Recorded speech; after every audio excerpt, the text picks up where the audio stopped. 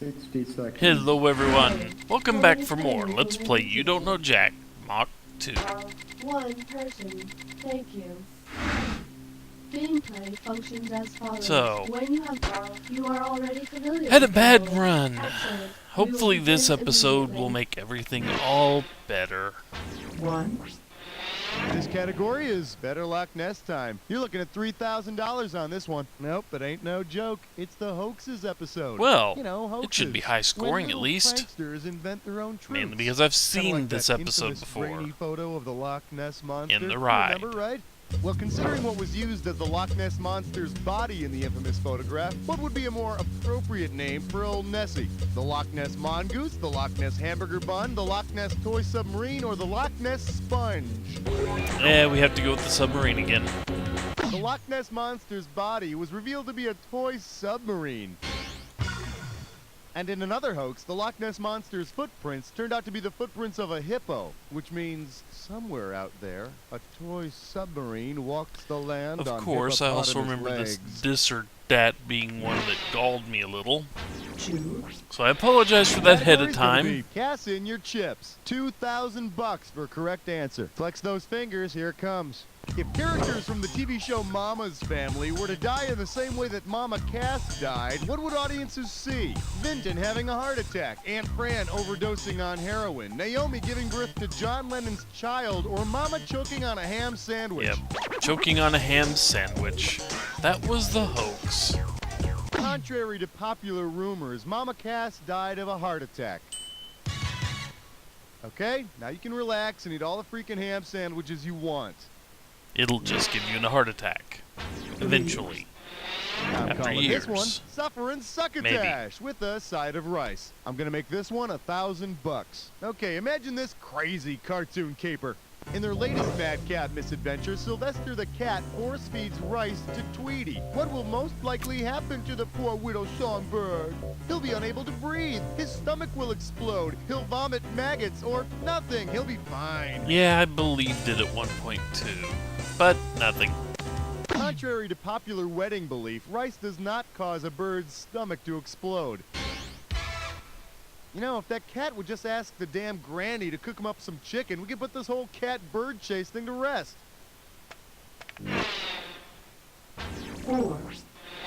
This one's called, If You Play It Backwards, It Sounds Like Crap. I got $2,000 says you don't know this one. Put your head between your knees, because we're going down.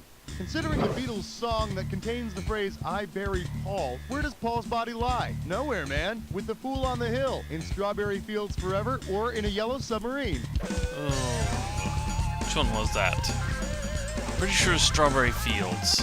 The fade out of Strawberry Fields Forever contains the phrase, I buried Paul.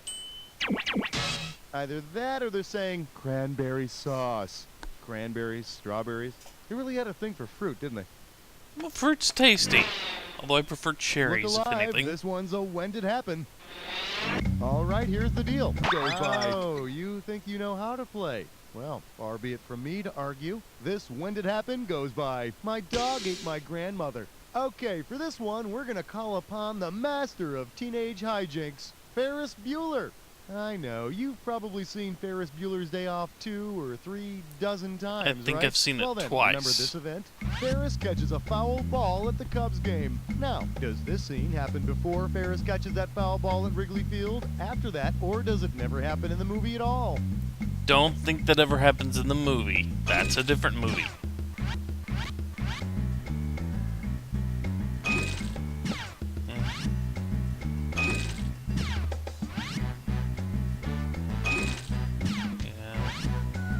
That's, again, a different movie.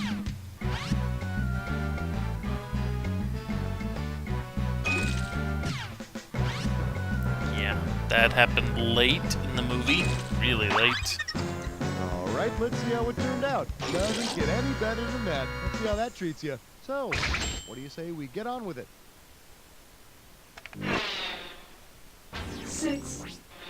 Coming at you. Got a package for you, and this one's going to be worth $2,000. Okay, it's analogy time. See if you can finish off these comparisons.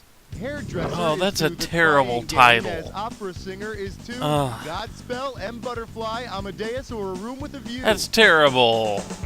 Just like the hairdresser in the crying game, the opera singer in M. Butterfly is, well, I don't want to spoil it if you haven't seen it already. Let's just say that, how should I put it? The woman is actually a man, you know? You get my drift, huh? Uh-huh.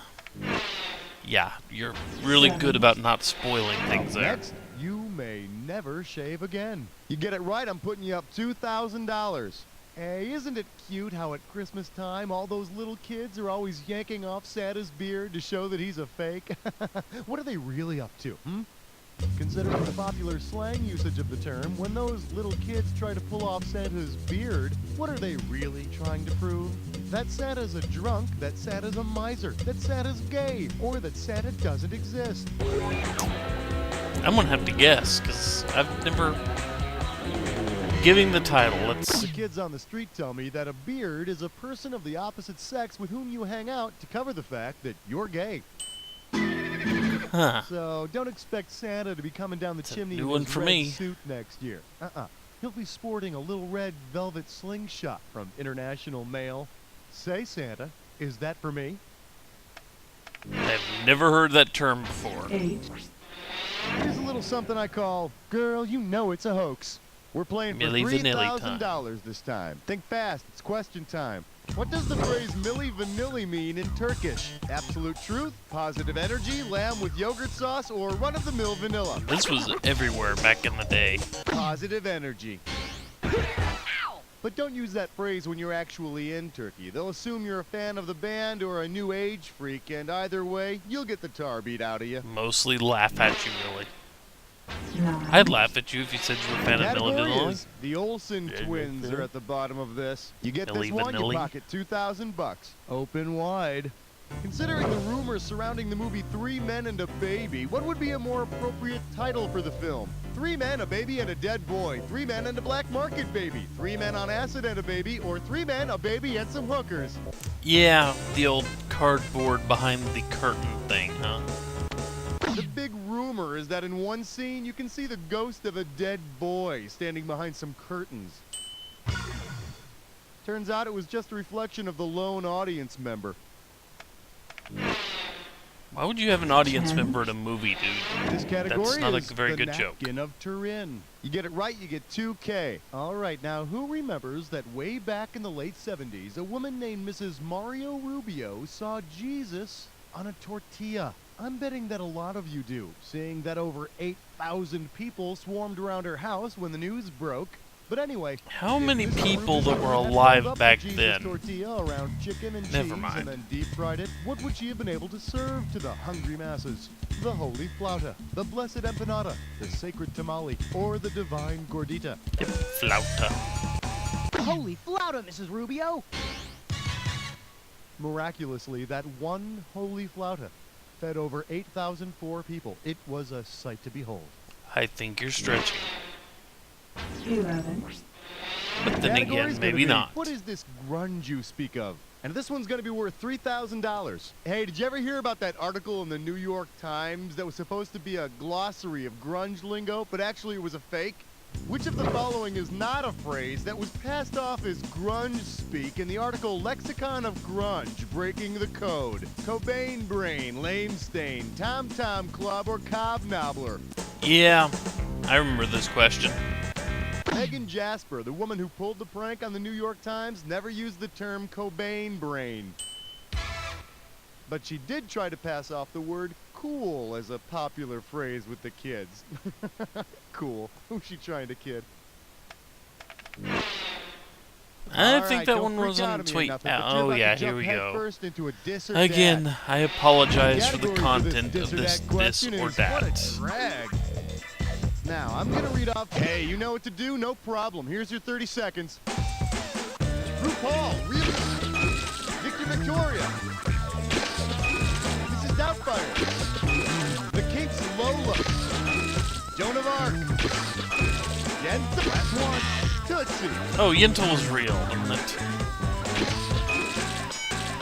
Yeah, 6 out of 7. That's as close as you can get to being perfect without being me. Let's see what you did to your score. Hey, you're looking better already. Let's move on. 13. I'm calling this one. Yea, verily, the verisimilitude lieth yon. And this one's worth $3,000. Okay, you know how some people don't believe that William Shakespeare wrote all those plays, right? Well, who really wrote Shakespeare's plays, huh? The disappearing hitchhiker, the government, aliens, or Bigfoot? Of course it was aliens. That's right, Shakespeare's plays were actually written by extraterrestrials. Wait a minute, Schmitty? What? What are you talking about?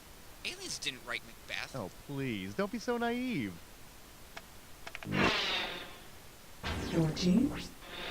This one's called Heinous Hoax or Human Habitrail. Get this one right, you get $1,000. Okay, time for a little true-false question. Hope you've been keeping up with the Hollywood rumor mill.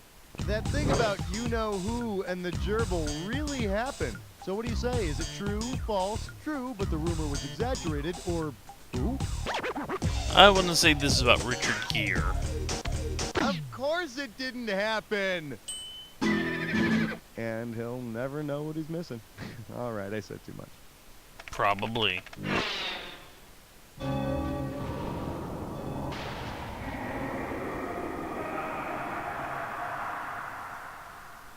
Welcome to the Jack Attack. All right then, let's fast forward and get right to the good part. Here comes your clue. It's all based on a lie. Yep. No, really, that's I your remember this clue. Jack Attack too. Would I lie to you? Not like the answers, but I remembered Jack Attack. And Three's Company was he was gay. True lies. I'm not a spy, just like it's not a tumor. Soul Man. White guy pretending to be black.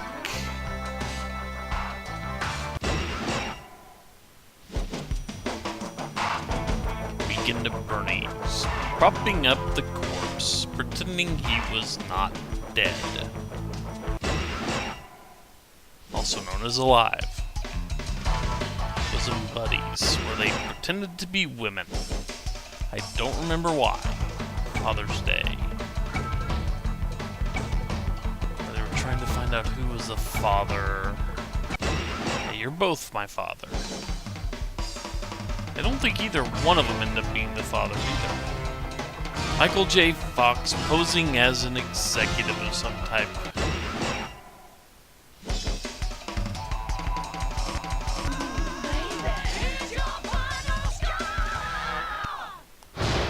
That's the game. Wow, that was an exciting game. It was a real thrill. You were the best player we've had by far. Now do me a favor, will you? Look to your left.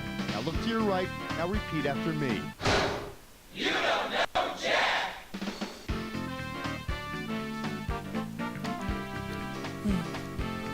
So, let's see what name it comes up for me. Name it comes up for me. Your performance has been named soon enough to put on the glass scoreboard. Enter your name soon. No. But anyway, thanks for joining me, everybody. Take care. I will see you back next time for more You Don't Know Jack Mach 2.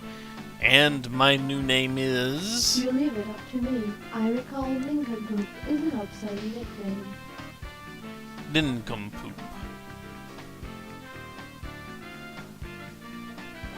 I will live. And so will the commercials. Put on Enjoy them all, folks.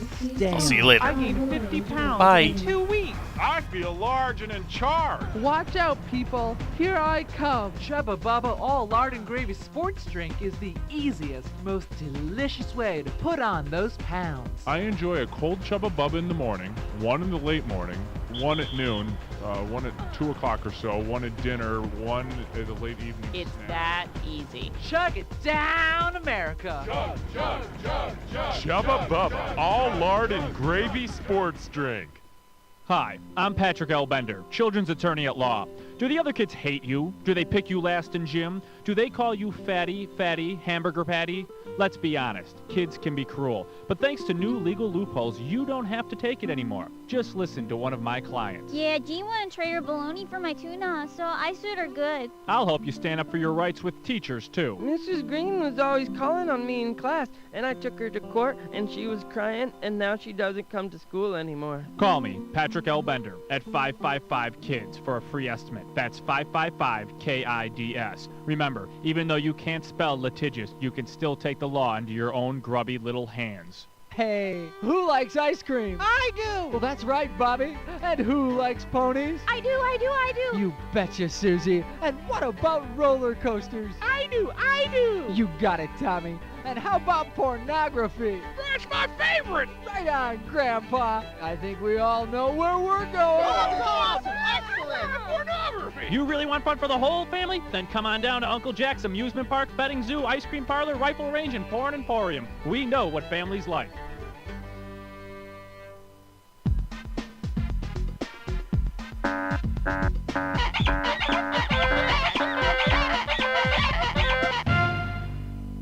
Everybody in clown shoes. And now, the St. Joseph's Historically Inaccurate Boys Choir. Oh, Genghis Khan was a merry old man, and a very hairy man was he. He invaded Alaska from the north and taught penguins how to speak Chinese. Oh, after the battle he was quite hungry, so he went to a KFC, where he ordered coleslaw, mashed potatoes, and chicken de rotisserie. Welcome to VH1's Behind the Song. This week, Leonard Skinner. Sure, the Freebird we all know now is like 15 minutes long, but when we started out, that song was like, what, a minute and a half? But the fans, man, they just wanted more and more. So I told my boss, if you ask me to work on Saturday one more time... One more time? All right, 1, 2, 3, 4. I was playing this video game and I reached the bonus level, so I one more time! All right, one more time! What's your name? One more time. What? One more time! All right, you got it! It was the weirdest fork. It had like one more time than regular forks. Woohoo! Tune in next week for another episode of VH1's Behind the Song.